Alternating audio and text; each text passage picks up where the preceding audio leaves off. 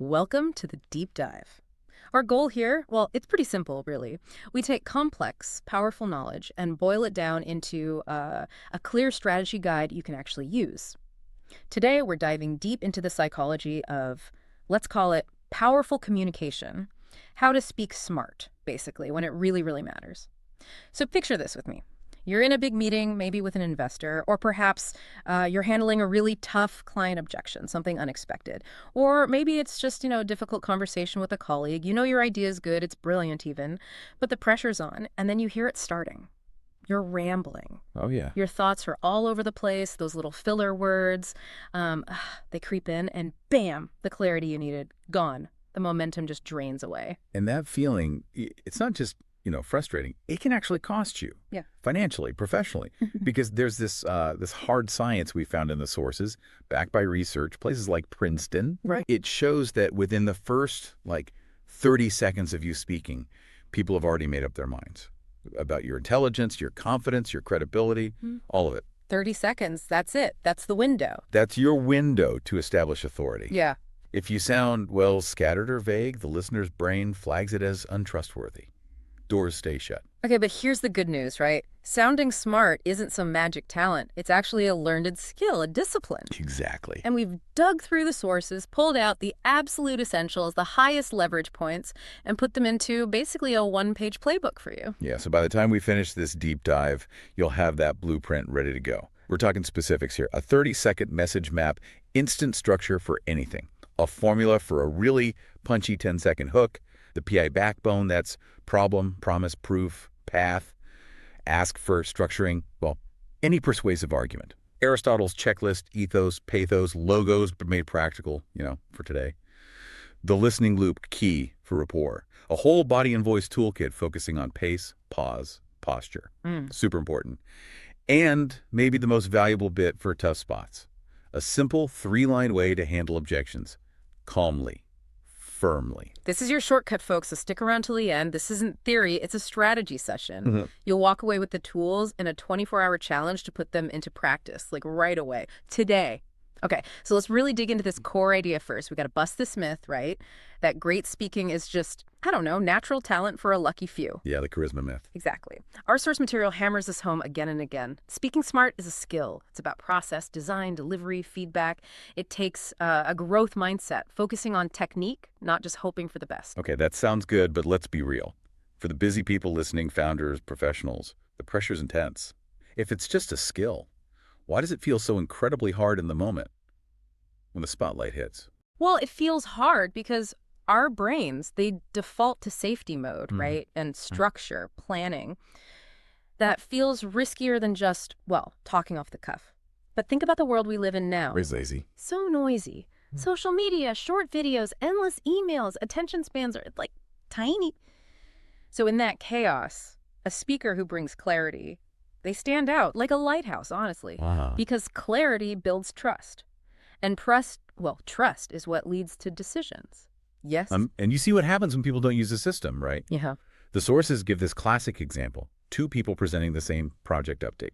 Same data. Yeah. So one just wings it, lots of energy maybe, but vague language, ahs. The other uses a clear structure. Setup, core idea, close, uses real examples. And who gets the buy-in? The structured one. Yeah. Every time. They instantly seem like the leader, the one who's actually thought it through. Exactly. The first person sounds like they're just thinking out loud. The second sounds like they have an actionable plan. So the structured speaker gets the budget, the job, the client.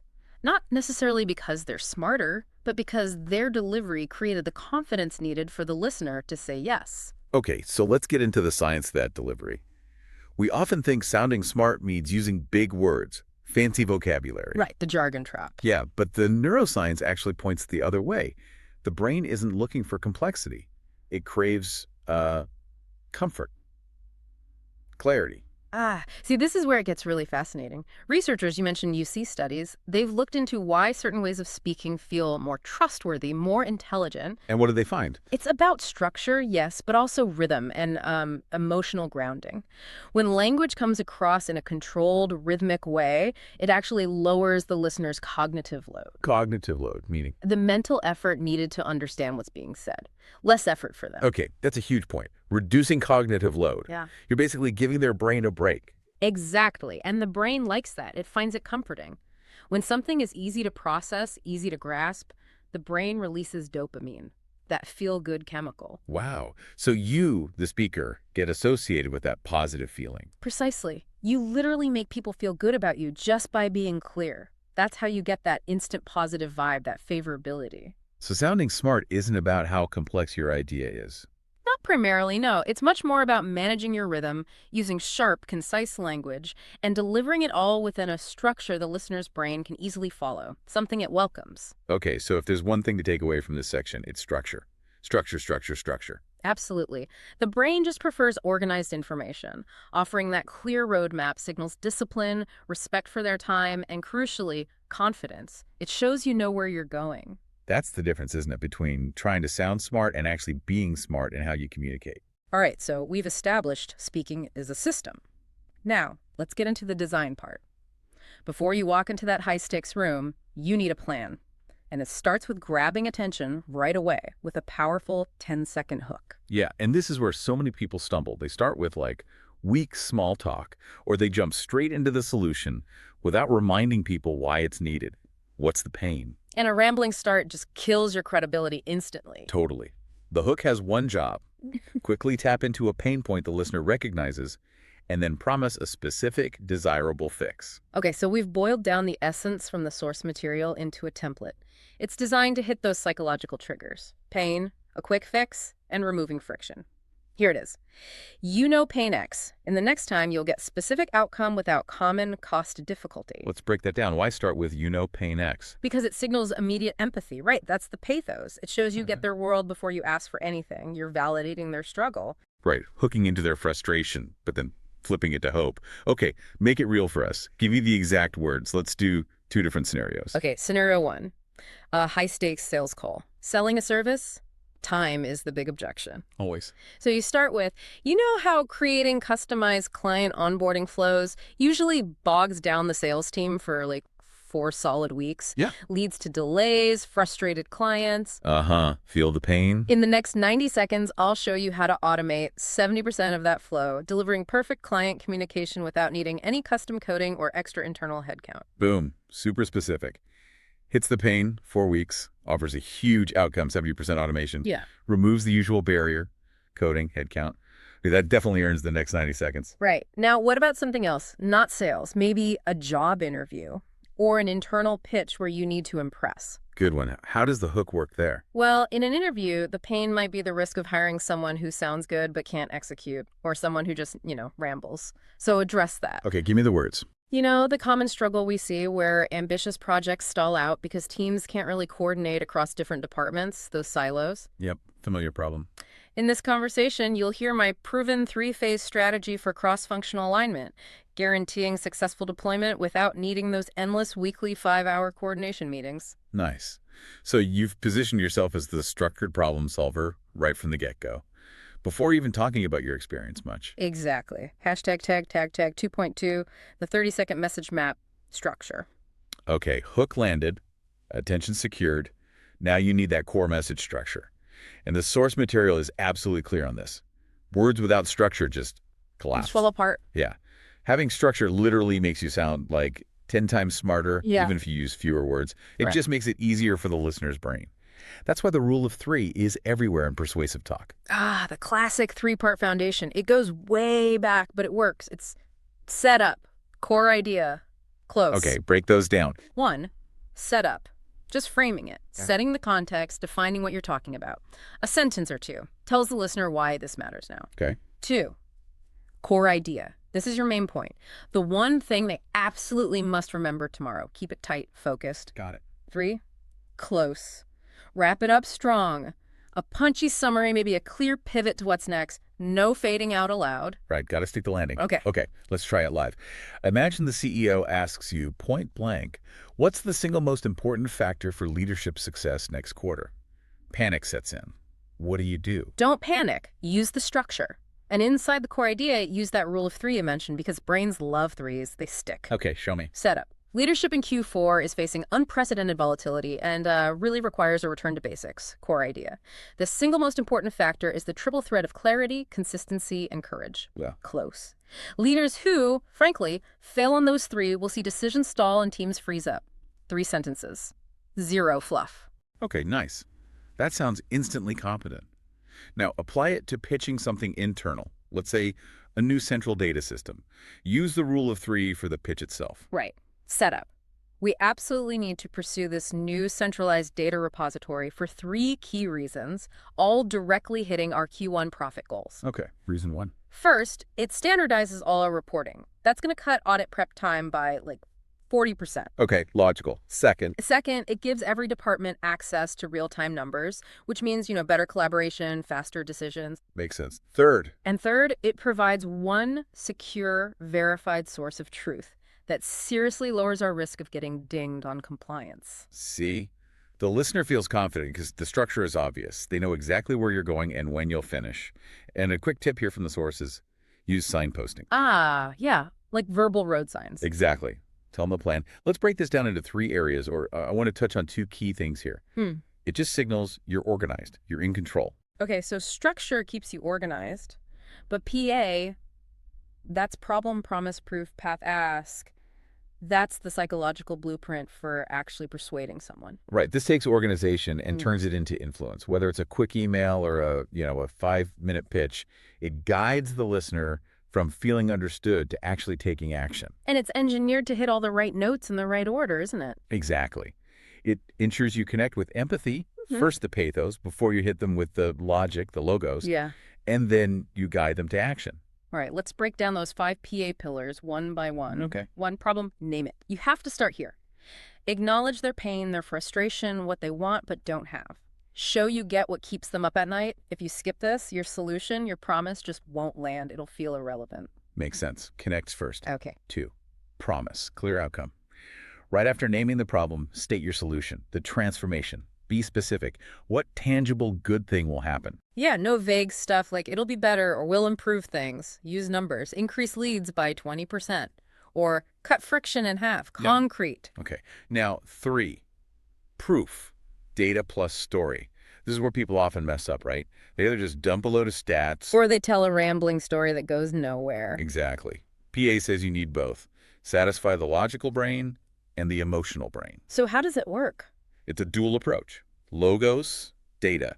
Use 1, maybe 2 really strong, concrete numbers per key claim. Data gives you that instant authority. Okay. Data for logic. Sorry. Experience. This is huge. Neuroscientists talk about neural coupling. When you tell a story, the listener's brain activity actually starts to mirror yours. Wow, so they're kind of experiencing it with you. In a way, yes. It builds deep connection and makes the point stick way better than just stats. Keep the story tight, though. Set up conflict resolution message. Wrap your data point in a quick, relatable narrative. That neural coupling thing, that sounds like the secret sauce for empathy and influence. Okay, what's next? 4, path. Steps. Yeah. Okay, you've got them hooked, you've proven your point, now you have to show them how. A great idea with no clear plan. That just creates anxiety. Right, so you lay out the steps clearly, digestibly. Yeah, use that signposting again. Okay, implementation is just 3 simple steps, or phase 1 involves X and Y. This builds massive trust. Shows you've really thought it through, you're disciplined. Okay, last one. 5, ask. Next action, the closer. You have to be totally explicit here. What do you want them to do next? And the sources say this comes last for a reason, right? Absolutely. You've built up the emotional connection, problem, the logical case, promise, proof, the confidence path. Now they're psychologically ready to accept your proposed action. Don't make them guess. Tell them. Okay, let's make this super practical. Common situation. Asking your boss for budget approval for some urgent team training. Okay, let's hear the weak version first, the one we all do sometimes. Weak version. Hey, I really think we should maybe sign up for this training thing. It looks kind of good. Can we maybe chat about the budget sometime? If you think it's, important? Oh, boy. Vague, hesitant, basically asking for no. Totally. Now, the strong peer version, pro. Yeah. We all know our current team turnover, sitting at 18%, is mostly down to lack of development opportunities, right? And that's costing us roughly $50 per lost employee. Ouch. Okay, clear problem, clear cost. Yep. Promise. So I found this Ascend training program. It directly targets the skills our exit interviews say are missing, and it guarantees a 10% drop in voluntary turnover within 6 months. Specific promise. Proof. We piloted it with 5 people. Their internal satisfaction scores jumped 15 points. Plus, one person used a skill from Module 1 that saved us a full day's work on the Johnson account last week. A direct example. Nice combo of data and story. Yeah. Path. It's all online, runs over 8 weeks, and only needs 2 hours a week from each person. Totally manageable. Okay, clear path. Now the ask. Ask. So, I need approval for the $5,000 budget by end of day today. Registration closes Friday, and this lets us start right away next quarter. See the difference? That's not just pitching an idea. That's leading a decision. PA takes rambling and turns it into real influence. Empathy, logic, trust, all there. Okay, so PA gives you the flow. Now think of Aristotle's pillars, ethos, pathos, logos as your final quality check, your credibility checklist. Right. This makes sure you're influencing ethically, not manipulating. Yeah. And hitting all 3 levels needed for real, lasting impact. Character, emotion, and logic. Let's run through it like a quick mental scan before you walk into that meeting. Okay, first up, logos, logic. This is for the thinking brain. Is my message map clear? Is that PA structure easy to follow? And crucially, do I have at least one solid fact or metric for each main claim? Specificity is key for logos. Don't just say results improved. Say churn dropped 12%. Concrete. Got it. Next, pathos, emotion.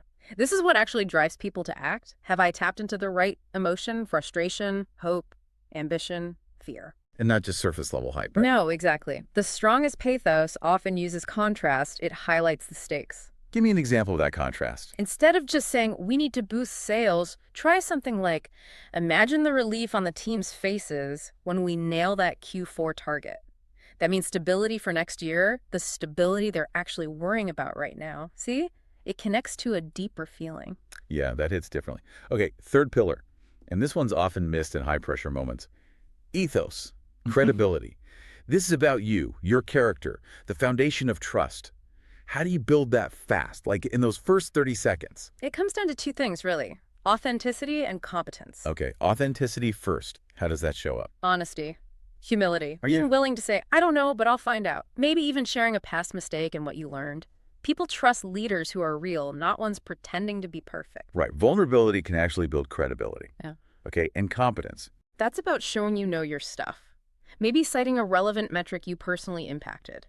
Referencing a specific success on a similar project. Or showing your homework. While this market is new to me, I've spent the last 3 days interviewing founders who've solved this exact problem. You acknowledge the gap, but you show the discipline you use to bridge it. And remember, ethos isn't something you claim. Trust me, I'm credible. It's something the audience feels. Yeah. When your words, your data, your actions all line up, that's when people see you as trustworthy. That's the ultimate goal here. Okay, message designed, credibility checked. Now let's shift to connection. And here's a big insight from the sources. The smartest people in the room, often not the ones talking the most, they're the ones listening the best. Absolutely. Because deep listening shows respect, number 1. Sure. But number 2, it's intelligence gathering. It lets you tweak your message on the fly to hit their specific concerns, their values. You move from just talking at them to actually talking with them. Precisely. And there's a pattern for this, a technique called the listening loop. It's a simple 3-step cycle for these crucial conversations. Okay, step 1. 1, reflect. First, simply repeat back the essence of what you just heard them say. Use phrases like, okay, so what I'm hearing is, or it sounds like the main challenge for you is Z. Why do that? It confirms you are actually listening, not just waiting to talk. Yeah. And it makes them feel safe, validated. Okay, reflect safety. Step 2. 2, clarify. Ask genuine follow-up questions. Not questions designed to lead them to your answer, but questions to truly deepen your understanding. Could you tell me a bit more about why that timeline is tricky? Or what was the hardest part when you tried tackling this before? You're digging deeper into their world. Okay, step 3. 3, advance. Now you respond. But you tailor your response based on what you just learned, their specific pains, their stated values. If they just said speed is everything, maybe you lead with the path part of your PA, showing how efficient your plan is. So you're connecting your solution directly to what they care about, not just pushing your own agenda. Exactly. Connect, don't just compete. Okay, let's try that microscript the sources suggest for creating instant safety. You're in a meeting, the client just vented about their biggest problem. Okay, what do I say? Try this. Yeah. Okay, just to make sure I've got this right. You're aiming for their goal, let's say 10% market share growth, and Your main worry is that their pain point, maybe the current sales structure won't scale. Did I capture that correctly? Anything I missed? Ah, I see. By summarizing their goal and their fear, you show you really heard them on both levels. Right. And 9 times out of 10, they'll relax, maybe even add more detail, giving you exactly what you need to make your pitch perfectly relevant. Tag 5.2 body and voice toolkit. Message ready, listening, engaged. Last piece, the delivery itself. Because your body language, your voice, they're communicating long before your main points land. They're signaling confidence or, anxiety. Let's start with pace and pause. That Harvard insight is powerful. Speaking just a little slower, more deliberately, makes you sound more intelligent, more trustworthy. Rushing just screams anxious. And the pause. We need to respect the pause. It's not dead air. It's thinking time. It gives your words weight. Totally. Use silence strategically instead of cluttering it with, or like. Think about contrasting uses. Okay. Pausing before a big number. The potential return on this is huge. Pause. We're projecting a 30% uplift in Q3. Builds anticipation. Right. Or pausing after an emotional point. This isn't just about the budget. It's about our people. Pause. It impacts everyone on this team. Lets the feeling sink in. Okay, pace and pause. What about tone and emphasis? Tone is like the wrapping paper for your message. Confident tone tends to drop slightly at the end of sentences. Uncertainty often goes up like a question. Yeah, that upward inflection kills credibility. It does. And use emphasis deliberately. Guide their focus. We need this done today lands differently than just we need this done today.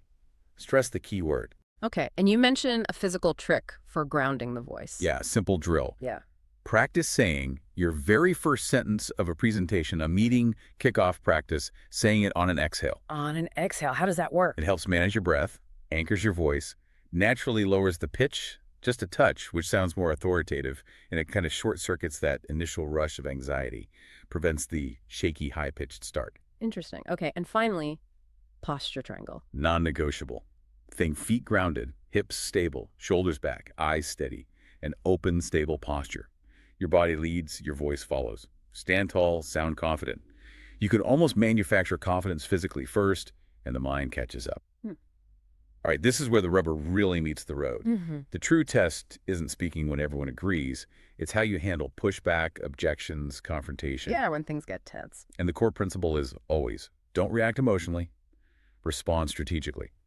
The calmest voice is usually the most powerful one in those moments. Because when that pressure hits, your brain gets flooded with cortisol, right? Your thinking brain kind of shuts down. You need a pre-planned response. Exactly. And here's the simple 3-line formula to have ready. Your go-to reflex. Okay, line one. 1. Name, acknowledge. First, validate their point of view. Use what you learned from the listening loop. Okay, I understand you see it that way. Or, I definitely hear your concern about the cost. Why start there? It disarms them. Instantly lowers the temperature. You're saying, I hear you, which creates psychological safety. Okay, acknowledge first. Line 2. 2. Reframe share perspective. Now state your position. Slowly, clearly, firmly. Don't raise your voice to match theirs. Be the calm anchor. Say something like, however, if we look at the bigger picture, the real issue isn't just cost, it's the cost of inaction.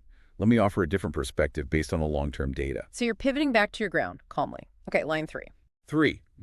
Offer, test, move forward, implied ask. Don't get stuck arguing the objection. Pivot towards a solution or the next concrete step. Look, the main goal here is hitting that Q4 target.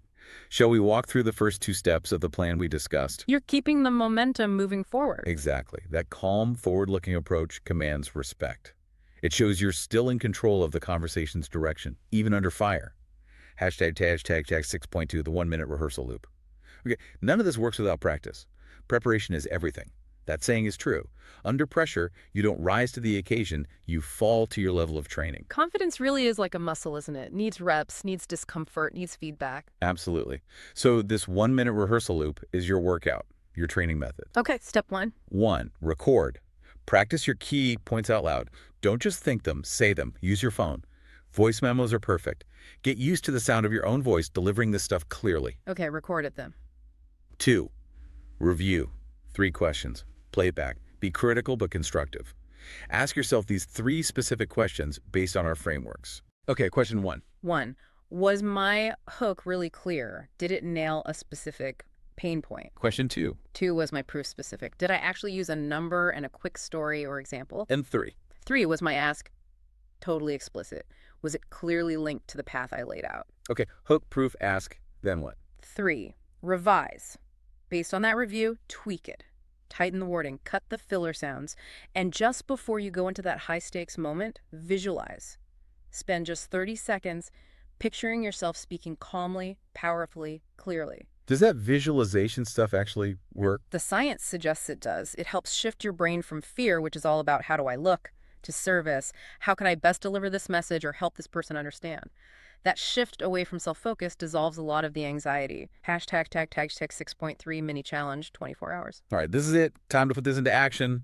We promised a real challenge you can use right away. You don't need a huge stage. You just need your next actual conversation. Yep. So for the next 24 hours, think about what's coming up. A performance review, a tricky email you need to send, a client call. Pick one. Okay, got one in mind. What's the challenge? Your mini challenge is this. First, write down one single sentence, your core message. What's the absolute main point you need to get across? Okay, one core sentence. Second, draft your 10-second hook for that conversation. Use the formula. You know their pain.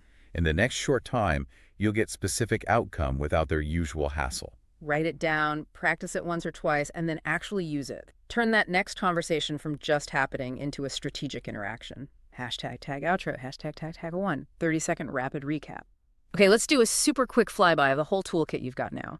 That attention-grabbing 10-second hook, the instant structure of the 30-second message map, the persuasive flow, the PA backbone, the ethos, pathos, logos checklist for credibility, that vital 3-step listening loop for rapport, the body-voice tools, pace, pause, posture, the 3-line strategy for handling objections under pressure, and that crucial 1-minute rehearsal loop. It's a complete system. It really is. And remember the big idea. When you apply structure, psychology, these tools to how you speak, you don't just change how people hear you, you actually change how the world responds to you. Hashtag tag tag 2.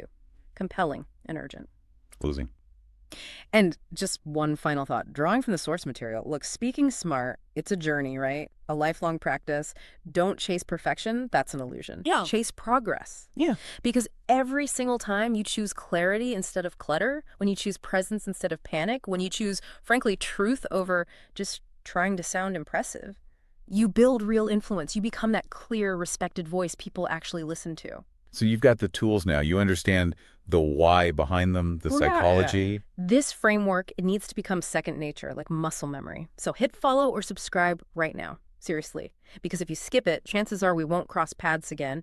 And your next big opportunity, that career-defining moment, it might arrive before you've locked this stuff down. Don't let that happen. Exactly. Subscribe now. Don't miss the future deep dives where we'll break down even more ways to upgrade your communication, give you that edge. Okay, there, go speak. Lead with structure. Lead with confidence. You've got this.